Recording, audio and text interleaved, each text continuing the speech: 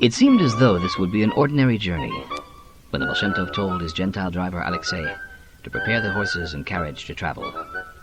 He then fetched 3 of his disciples, and they all sped off. Yeah! Alexei! Drop the reins and let the horses go where they may. Alexei was, of course, used to the horses finding their own way on such travels with his master. So he began to doze off as the carriage flew along toward whatever mission in the service of the Lord he had in store. But by the second day of traveling, the Baal Shem Tov's disciples began to notice that they'd been winding through an unfamiliar forest for quite some time, and they began to feel concerned. Master, this forest seems to be getting thicker and thicker. The trees are even blocking out the sunlight. When will this journey end? And what will be in store for us at our destination? Have no fear, for the Holy One guides the steps of man. The Holy Baal Shem Tov truly believed every word of his advice to his student, but he, too, began to have a feeling that his supernatural powers were ebbing away, and fast. Pondering over this puzzle, with the horses galloping all the while, the Baal Shem Tov fell into an exhausted, much-needed sleep. Maybe something important will be revealed to the Rebbe in a dream, one disciple said to another. But when the Baal Shem Tov awoke, he had neither information nor words of encouragement for his by now truly frightened Hasidim. Suddenly, at about midday, Look, Rebbe, a light in the distance. Yes, I see it. Perhaps we shall yet find a Jewish home to stay in, for Shabbos fast approaches.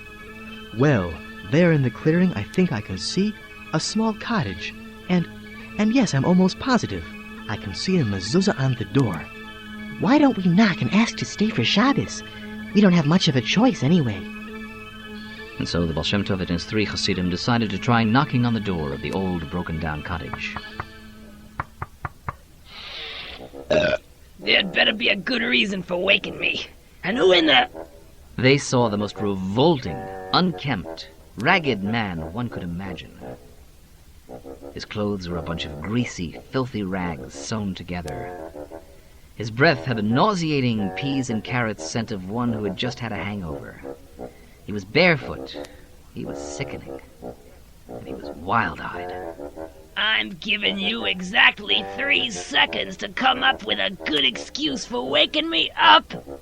1, 2... Sir, do not be angry. We have lost our way and we need a place to stay for Shabbos. Would you be so kind as to let us? Don't even say another word. I know about your type. You look like a bunch of Hasidim with your stupid fur hats on your heads and payas hanging down to the ground. You people make me sick. I don't want you hanging out here for another minute. Then is there another place in the vicinity where we can stay for Shabbos? No, the closest village is at least a day's journey from here. And with that, the wild Jewish peasants slammed the door right in their faces.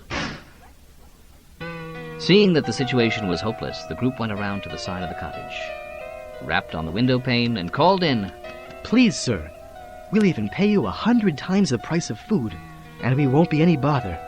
You won't even know we're here. Please. And so, after much bitter pleading and begging, the peasant agreed to let them stay. But only under 3 conditions, you hear? 1, you do all your prayers silently. I don't need all my goyish clients who buy my whiskey being scared away by you 4 Mishagoyim wailing about all the angels like a bunch of lunatics. 2, you pray fast. I don't serve breakfast at 5 in the afternoon.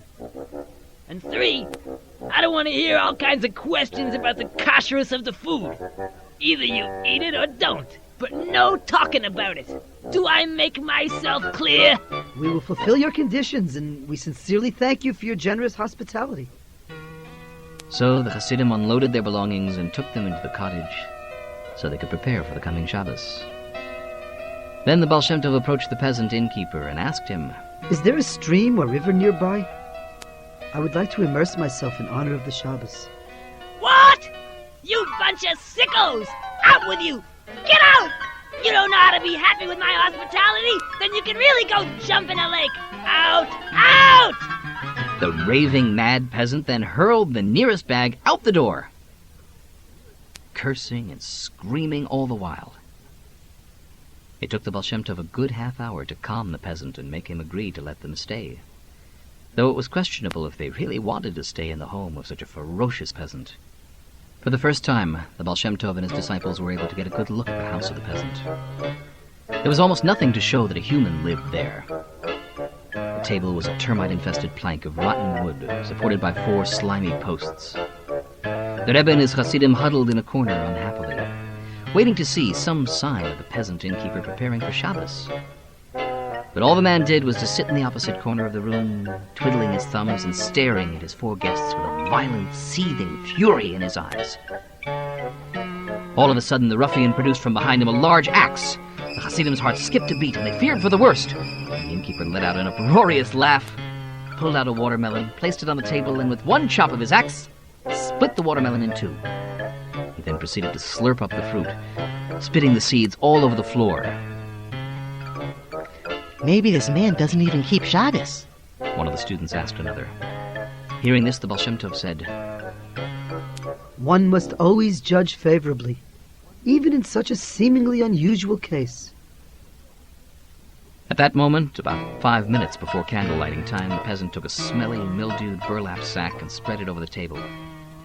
Then he took a piece of half-hardened mud, plopped it in the center of the table, and drove a candle into the center of it, which he then lit in honor of the Shabbos. The Hasidim could not tell whether their host had prayed the afternoon service or not, but he immediately launched into a hurried version of Kabbalah's Shabbos. Skipping half the words, the peasant kept throwing sideways glances at the guests to remind them not to take too long to pray. After the davening was over, the Baal Shem wished his host It's Shabbos. to which the peasant replied, You dumb, bumbling, barbaric, Hasidic idiot! Keep your good Shabbos to yourself! Then they tried to sing Shalom Aleichem, to which the host replied, Stop it! Stop it! Shut up! Shut up! Shut up! When I want you to sing, I'll say so! Now it's time for Kiddush! He took a glass and filled it with what looked like dregs of a brandy keg, and began to make Kiddush over it. Won't you please let us also recite Kiddush, sir? Does it look to you like I mean to give out my tasty wine to the likes of your type? Here! And with that, he poured the last remaining drops on the dirt floor. Make your Kiddush on that! He then washed his hands with some gray water that was sitting in a bucket, and made the blessing for bread over a heavy pumpernickel loaf. He didn't let them touch his bread, but distributed a slice to each of them, which they were forced to accept uncomplainingly. So, you wanted to sing, did you? All right, but I don't sing any of your idiotic tunes about spirituality, so you're gonna have to learn my songs. And what's your song? Goes like this. Well, it's been lonesome in the saddle since my horse died.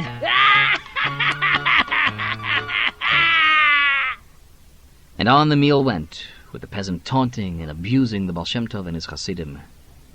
And they were helpless all through the meal. When it came time to serve the main course, the innkeeper shoved towards them a big bowl of salty brown beans. One bowl for himself, and one for his guests. While the Hasidim were still trying to figure out how to eat this slop without a spoon, the innkeeper was busy pouring it down his gullet so fast that it dripped out of the sides of his mouth and onto his lap. Don't you think it's time to recite the blessing after the meals? The Baal Shem asked his host. Don't you think it's time to recite the blessing after the meals?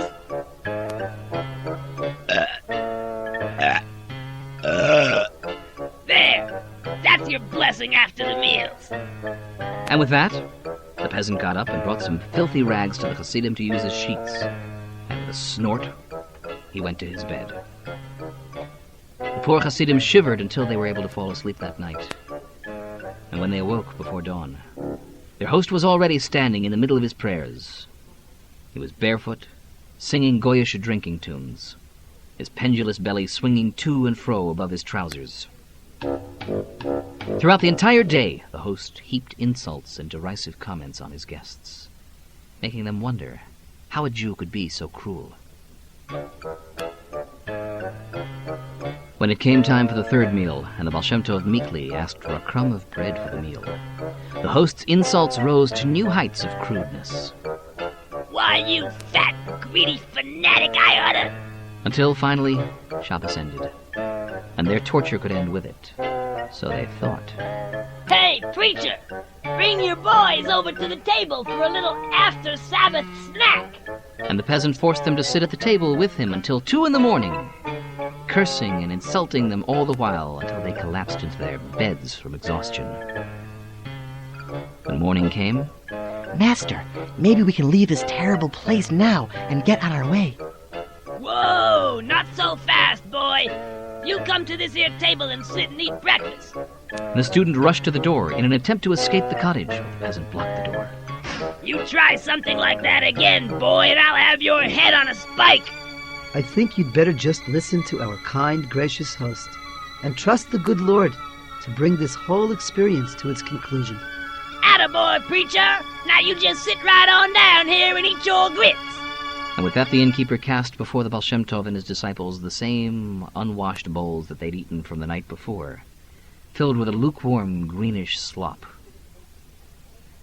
The Chassidim paced back and forth all that day, waiting for some sign from heaven that this grisly ordeal would finally come to an end.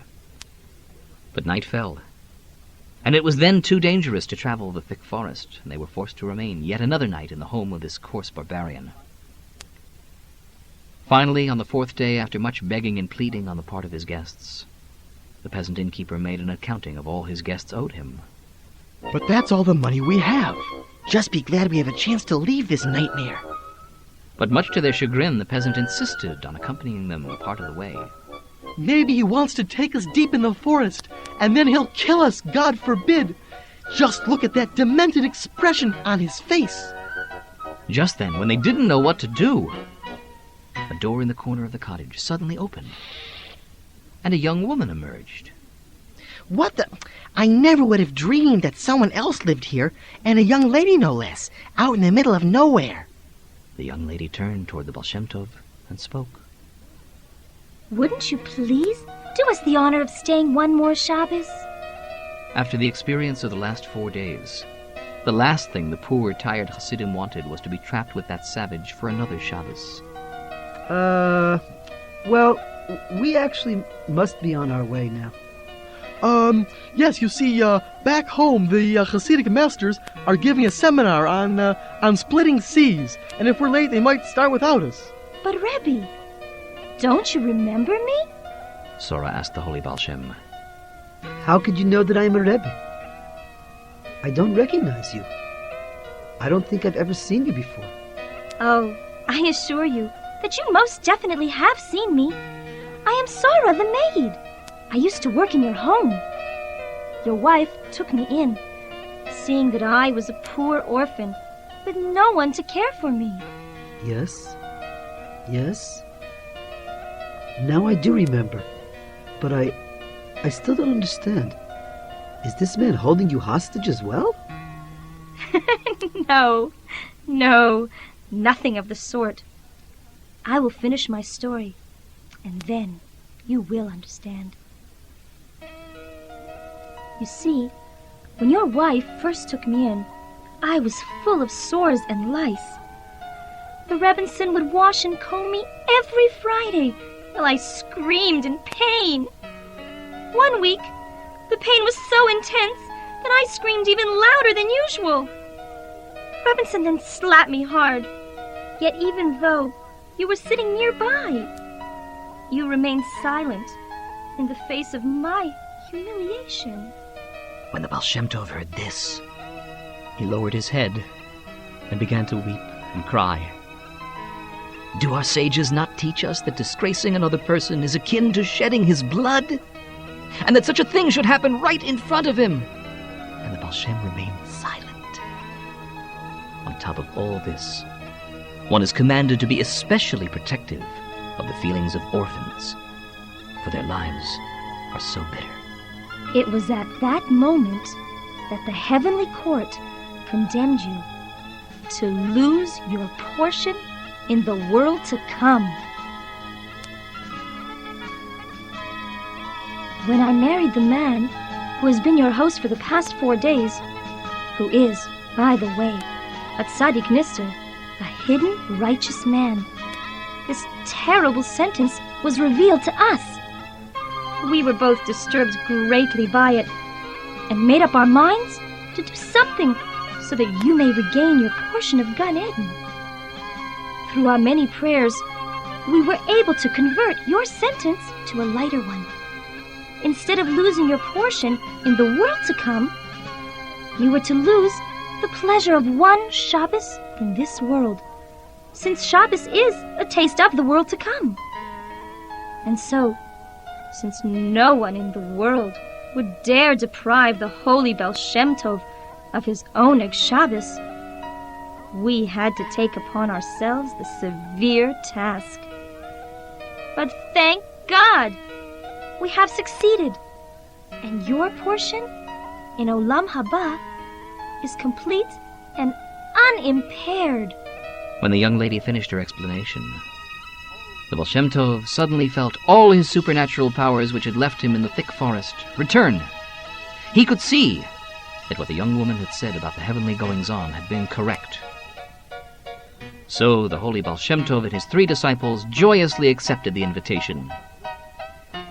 That Shabbos was the complete opposite of the previous one, and they merited to uncover together many secrets of the Torah which had previously not been revealed to any mortal man except Moshe Rabbeinu.